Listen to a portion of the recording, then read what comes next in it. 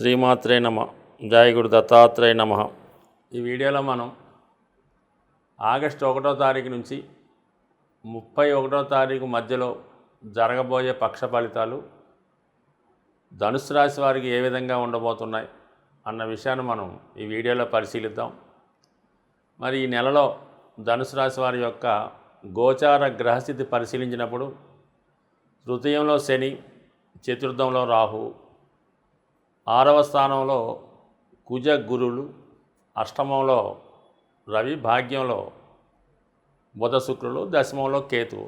ఇది చాలా వరకు ఎక్కువ గ్రహాలు ప్రతికూల స్థానంలో ఈ రాశి వారికి ఈ నెలలో సంచరించడం జరుగుతుంది. ముఖ్యంగా శని భగవానుడు మరి వక్ర గమనంలో ఉండడం వల్ల మనకి అయిపోయింది అనుకున్నటువంటి ఏలినాడు శని ప్రభావం తిరిగి మళ్ళా చూపించే అవకాశం ఉన్నది. అంటే ధనస్థానం మీద కూడా శని ప్రభావం వల్ల కుటుంబపరమైన సమస్యలు ఏవైనా మనం బాధ్యతలు మిగిలిపోయి ఉంటే అవి నెరవేర్చవలసినటువంటి కర్తవ్యం ఈ సమయంలో జాతకుడి మీద పడుతుంది. అంటే ఒక విధంగా కొంత ఫైనాన్షియల్ బర్డెన్ జాతకుడి మీద పడే అవకాశం ఉన్నది. సో ఆ కారణం వల్ల మిగతా కార్యక్రమాలు ఇబ్బంది పడే సూచనలు ఉన్నాయి. కాబట్టి ఎక్కువగా కుటుంబ బాధ్యతలు, ఫైనాన్షియల్ స్ట్రెస్ లభించే అవకాశం ఉంది. గతంలో వస్తున్నటువంటి ఆర్థిక సహకారం అది మీ సంతానం వద్ద నుంచి కానీ ఏదైనా ప్రభుత్వం వద్ద నుంచి ఏదైనా మనకి ఆర్థిక సహకారం అందుతూ ఉంటే అది ఆగిపోయే అవకాశం ఉన్నది. దానివల్ల కూడా కొంత జాతకుడు ఫైనాన్షియల్ బర్డెన్ పెరగవచ్చు.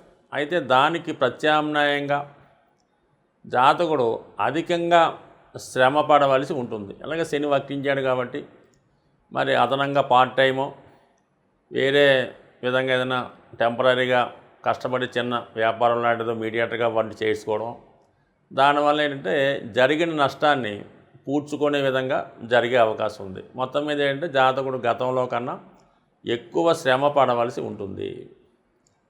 ఇక మనకి ముఖ్యంగా ఎట్టుకుంటే అష్టమంలో రవిగ్రహం ఇంచుమించుగా మనకి ఆగస్టు 16 వరకు అష్టమంలో రవి కొంతవరకు ప్రభుత్వ అధికారుల వల్ల కానీ ప్రభుత్వం వల్ల కానీ దగ్గర బంధువుల వల్ల కానీ ఒక చేదు అనుభవం కలిగే అవకాశం ఉంది. ఏదన్నా మనకు ఒక నష్టం రావడం, ఒక అపనిందో, ఒక అపవాదో వచ్చే అవకాశం ఉంది. లేదా సడన్గా ఏదన్నా అనారోగ్య సమస్యలు లాంటివి కూడా రావచ్చు. అంటే భాగ్యాధిపతి అష్టమంలో ఉన్నప్పుడు రావాల్సినటువంటి అదృష్టం రాదు కదా, ఏదో ఒక చేదు అనుభవం జాతకుడికి ఈ నెలలో వచ్చే అవకాశం ఉన్నది. ఇక తర్వాత ఏంటంటే మనకి భాగ్యస్థానంలో శుక్రుడు, షష్టాధిపతిగా ఉన్నటువంటి శుక్రుడు దశమాధిపతితో కలిసి భాగ్యస్థానంలో ఉండడం వల్ల జాతకుడికి ఏంటంటే వృత్తిలో కొంతవరకు ఇది విద్యార్థులకి, ఉపాధ్యాయులకి, న్యాయవాది వృత్తిలో ఉన్న వాళ్ళకి చాలా అనుకూలంగా ఉండే అవకాశం ఉన్నది. అలాగే స్త్రీలకి ముఖ్యంగా వివాహ ప్రయత్నాలు ఫలించే అవకాశం ఉన్నది. సో లేదంటే వివాహ ప్రయత్నాలు ఫలించడం కానీ గతంలో ఉన్నటువంటి వివాహపరమైన సమస్యలు సాల్వ్ అయ్యే అవకాశం ఉంది. వాళ్ళకి ఏదైనా ఉద్యోగ ప్రయత్నం కూడా మరి ప్రయత్నపూర్వకంగా వచ్చే అవకాశం ఉంది. దానివల్ల ఏంటంటే శుక్రుడు, బుధుడు ఈ 2 గ్రహాలు స్త్రీలకు అనుకూలిస్తాయి. కాబట్టి ఈ రాశిలో ఉన్నటువంటి స్త్రీలకు ఒక అదృష్ట యోగం కలిగే అవకాశం ఉంది. వాళ్ళ యొక్క వ్యక్తిగత ఆకర్షణ పెరుగుతుంది, ఆదాయం పెరుగుతుంది. ఇక ముఖ్యంగా ఈ రాహు కేతువులు చాలా వరకు మరి ఈ నెలలో రాహు మనకి ఉత్తరాభాద్ర నక్షత్రం మీద ప్రయాణిస్తూ శని యొక్క ఫలితాలు ఇవ్వడం వల్ల మరి ఆ శని ద్వితీయ స్థానం మీద ప్రభావం చూపడం వల్ల కుటుంబంలో కొంతమంది ప్రవర్తన ఇబ్బంది కలగవచ్చు. లేదా ఇతరులు మీ కుటుంబ విషయాల్లో కలగజేసుకొని మీకు కొంత ఇబ్బందిని కలిగించవచ్చు. ఏదైనా మీరు మాట్లాడిన మాటకి వక్ర భాష్యం చెప్పి ఆ విధంగా మిమ్మల్ని నిందించవచ్చు. ఏదైనా మొత్తం మీద ఈ రాహు కూడా మనకి వ్యతిరేకంగా ఉండడం, చతుర్థంలో రాహు ఉండడం వలన గృహ వాతావరణం అంత అనుకూలించకపోవడం జాతకుడికి కొంత ఇబ్బందిని కలిగిస్తూ ఉంటుంది. ఇక కేతువు కూడా దశమ స్థానంలో ఉంటూ హస్తా నక్షత్రం మీదకి రావడం జరిగింది. అష్టమాధిపతి నక్షత్రం మీదకి రావడం వల్ల ఉద్యోగంలో సడన్గా ఇబ్బందులు రావడం జరిగే అవకాశం ఉంది. అలాగే కొంతవరకు వృత్తిపరమైనటువంటి ఇబ్బందులు ఎదుర్కోవడం జరుగుతూ ఉంటుంది. అలాగే ఏంటంటే జాతకుడు అనవసర ప్రయాణాలు ఎక్కువగా చేస్తూ ఉంటాడు. అనవసర ధన వ్యయం ఎక్కువగా ఉంటుంది. ఒక విషయాన్ని పదే పదే 10 సార్లు ఆలోచించడం వల్ల అసలు విషయాన్ని పక్కన పెట్టి మిగతా విషయాల మీద శ్రద్ధ పెట్టి దాని మీద ఎక్కువ కాన్సన్ట్రేట్ చేయడం వల్ల అసలు వృత్తి దెబ్బతినే అవకాశం ఉంటుంది. కాబట్టి జాతకుడు చాలా వరకు జాగ్రత్తగా వృత్తి మీద కాన్సన్ట్రేట్ చేయవలసి ఉంటుంది. ఇవన్నీ ఓకే.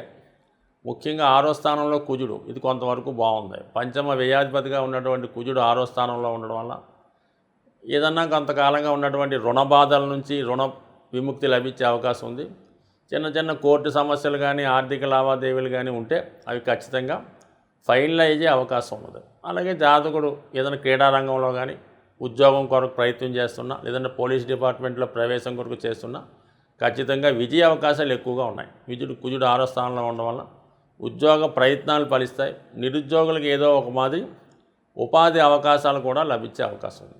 గురువు 6వ స్థానంలో ఉండడం వల్ల 2, 6, 10 స్థానాలని యాక్టివేట్ చేస్తుంటాడు. ఈ కారణం వల్ల కూడా జాతకుడికి ధన సంపాదించే విధానంలో అదనపు ఆదాయం లభించు వేరే విధంగా కూడా అవకాశం ఉంటుంది. అయితే ఆరోగ్యపరంగా మాత్రం అతిగా శ్రమ పడడం వల్ల అనారోగ్య సమస్యలు వచ్చే అవకాశం ఉంది.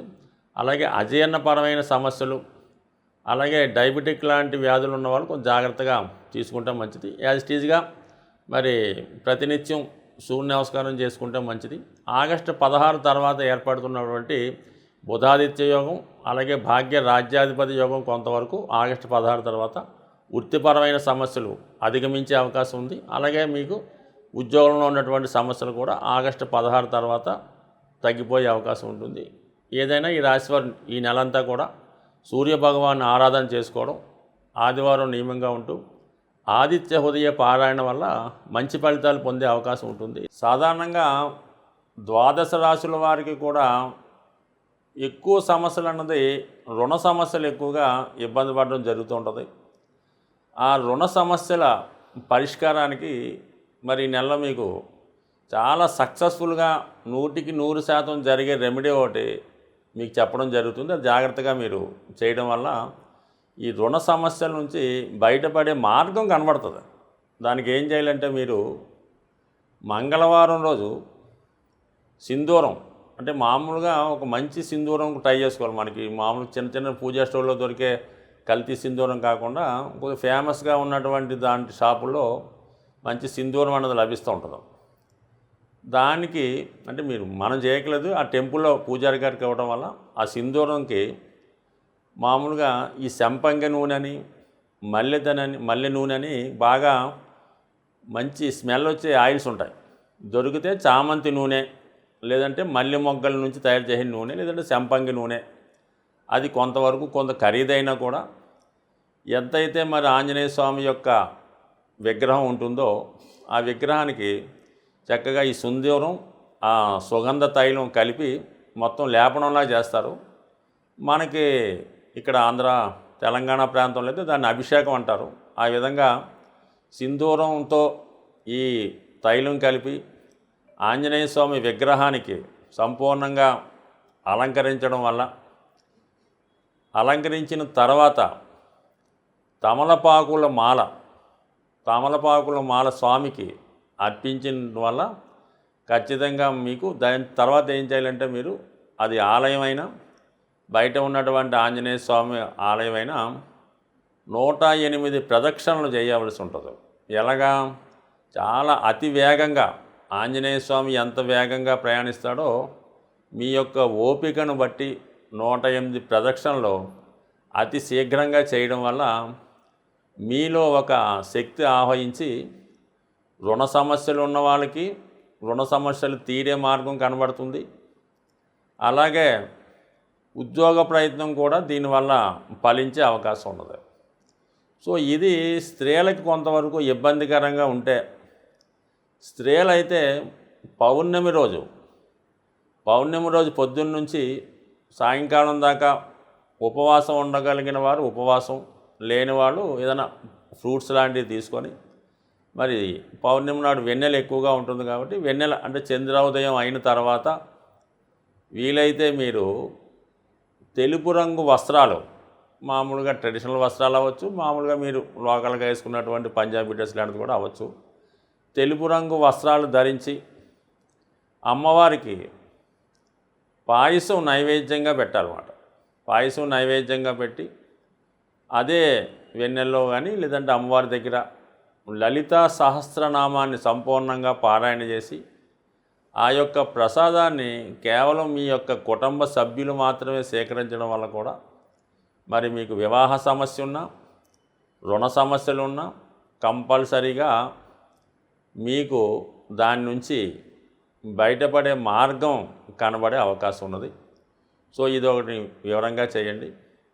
ఎంత పెద్ద రెమెడీ చేయలేని వాళ్ళు ఏం చేస్తారంటే మామూలుగా సింధూరాన్ని చక్కగా కొబ్బరి నూనెలో కలిపి ఒక 108 తమలపాకులు తీసుకొని ప్రతి తమలపాకు మీద సింధూరంతో ఒక చిన్నగా ఒక మనకి ఈ ఉంగరం వేలుతో చిన్న గీతలా గీసి ప్రతి ఒక తమలపాకు ఒక ఆంజనేయ స్వామి యొక్క నామంతో లేదంటే శ్రీరామ అని స్వామి పాదాల దగ్గర ఉంచి మీ యొక్క కోరిక చెప్పుకోవడం వల్ల 100% మరి ఏదైనా ఆంజనేయ స్వామికి తమలపాకులు ఏ విధంగా సమర్పించినా మీరు ఏ ప్రయత్నం చేసినా స్వామికి చెప్పుకుంటే అది ఖచ్చితంగా తీరే అవకాశం ఉంది.